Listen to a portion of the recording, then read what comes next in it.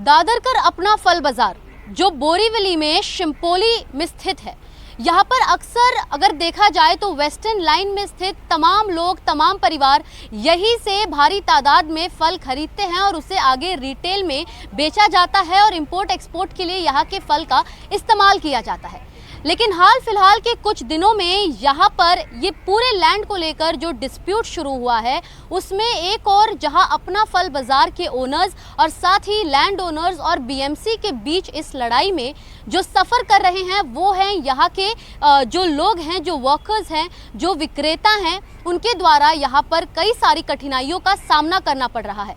ऐसे में बीएमसी द्वारा अब इस पूरे अपना फल बाजार और साथ ही इस लैंड ओनर को 3 करोड़ 7 लाख का एक नोटिस भेजा गया है, जहां पर उन्हें इतनी पेनल्टी भरनी होगी।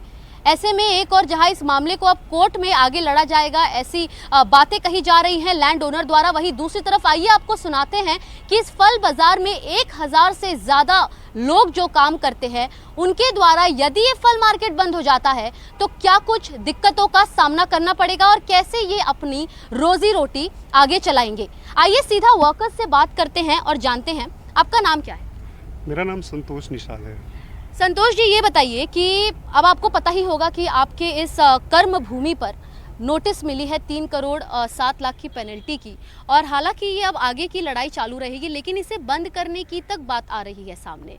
आप यहाँ पर कब से अपनी दुकान चला रहे हैं और यदि ये बंद हो जाती है तो क्या दिक्कत होगी? सबसे पहले तो दिक्कत की जो बात है, यहाँ पे हजारों की संख्या में लोग अपने पेट के लिए, रोजी रोजगार के लिए यहाँ पे काम करते हैं। रात दिन एक करके अपने बच्चों की पढ़ाई लिखाई से लेकर के हर तरह का जो उनका मुकाम सिद्ध होता है यहीं से होता है। और मैं भी उसका एक साक्ष्य उदाहरण हूँ कि अगर यदि मैं एक दिन भी काम नहीं करता हूँ, अगर यदि एक दिन फल नहीं बेचता हूँ, तो मेरा भी परिवार जो है, मेरे पीछे 7 लोग हैं, वो लोग भी खाने के वांदे हो जाएंगे। तो ऐसे हज़ारों की संख्या में लोग हैं, व्यापारियों से लेकर के यहाँ पे मजदूर भी लोग हैं तमाम। ऐसे तो सोच करके देखिए कि कितनी बड़ी दिक्कत आ सकती है। तो यह एक रोजी रोटी का सवाल है और एक पेट का सवाल है, तो बहुत ही बड़ी दिक्कत आ सकती है। और देखिए, साथ ही जो लोग हैं वो कुछ जो अधिकारी हैं, उनका कहना है कि ज़मीन को लेकर यदि विवाद है तो धंधा बंद करने की बात आ रही है, धंधे को कहीं और सेटअप कर लीजिए। तो आपको क्या लगता है, जब आप यहाँ पे धंधा कर रहे हैं फल का और सब्जियों का, तो कहीं और किसी और लोकेशन पे इसको शिफ्ट नहीं किया जा सकता? यहीं पे क्यों करना है?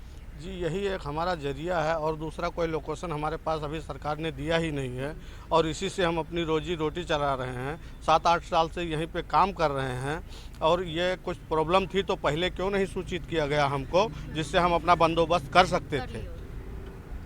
आपसे समझना चाहेंगे कि जब यहाँ पर जो फल की विक्रेता जो सब्जियाँ और फल बेचते हैं, जब वो रोज़ाना स्तर पे जब ऐसे करते हैं, कितने कस्टमर्स लगभग यहाँ पर रोज़ आते हैं, और यदि ये शिफ्ट हो जाता है तो क्या कुछ दिक्कत का सामना करना पड़ेगा? यहाँ पे करीबन होलसेल के 1500 से 2000 व्यापारी रोज़ आते हैं लेने, और रिटेल के कुछ नहीं तो 1.5 से 1000 पब्लिक जो खुद आती है घर पे, जो फ्रूट ले जाके ताज़ा फ्रूट खाती है।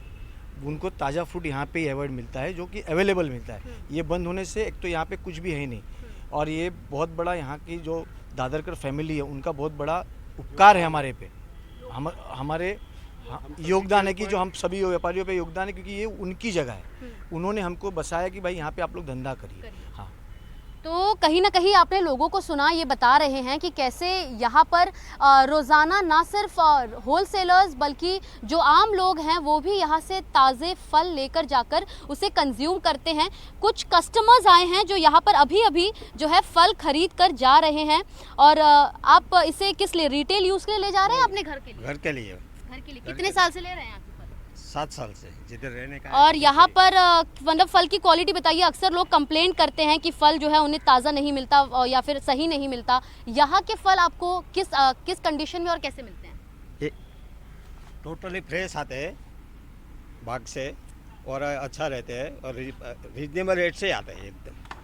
कोई प्रॉब्लम नहीं रहते है। कोई कंप्लेन रह गई तो वो सभी फल विक्रेता एक्सेप्ट कर लेते हैं। लेते हैं और आपको सोल्यूशन भी सोल्यूशन मिल जाता है, कभी प्रॉब्लम नहीं होता है। आप क्या बोलेंगे, कितने देख रहे हैं कि कस्टमर्स और साथ ही जो यहाँ पर काम करने वाले लोग हैं, सबका एक ही कहना है कि यहाँ से यदि शिफ्ट होता है मार्केट तो फिर उनके पास कोई दूसरा उपाय नहीं बचेगा।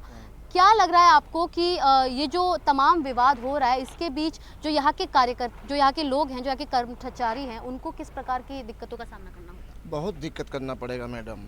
कम से कम यहाँ हज़ारों 2000 आदमी का पेट पलता है। क्या हेमाली करते हैं, वो भी अगर 100 200 300 रुपया कमाते हैं, उनका भी बाल बच्चे का पेट उसी से बढ़ता है।